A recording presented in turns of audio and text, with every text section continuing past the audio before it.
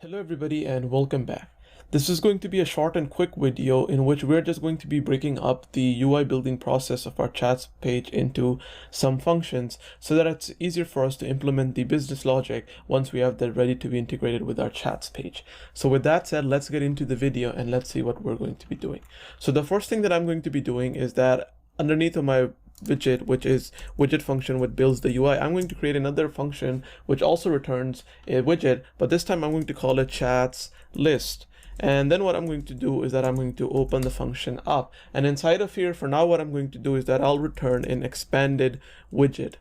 And then with this I'll define a child for the widget later on. And then what I'm going to do is that I'm going to create another function which I'm going to call our chat tile. So underscore chat tile, and what this function is going to do is that it's going to be responsible for rendering a chat tile. But what I'm going to do for now is that I'm going to open it up and I'm going to define the functionality for the function first. What this function is going to do is that it's going to return, and what is it going to return? Well, we'll go to the top where we're returning our custom list view tile with activity. I'll copy that piece of code and I'll remove it from here, and I'm going to say that we'll return a chat tile function call here, and here what I'm going to do is that I'll replace that return call with this inside of our chat tile function and say that for our chat tile we'll return for now a custom list view tile with activity.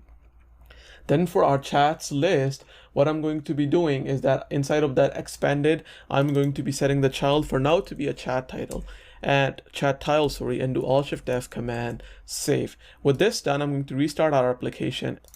So with the simulator now reloaded, I'm going to take the chats list function and I'm going to go to my build UI function, to the container, and then to the column, and then to the corresponding children's list. And I'm going to replace the call to the chat tile function to be the call to the chats list function and do command save. Nothing's going to change, but now our process is going to be very simple of that. We have this one function chats list that generates a list of chats for us, and that function kind of uses the chat tile function to kind of generate each tile for a unique chat that we have inside of our application.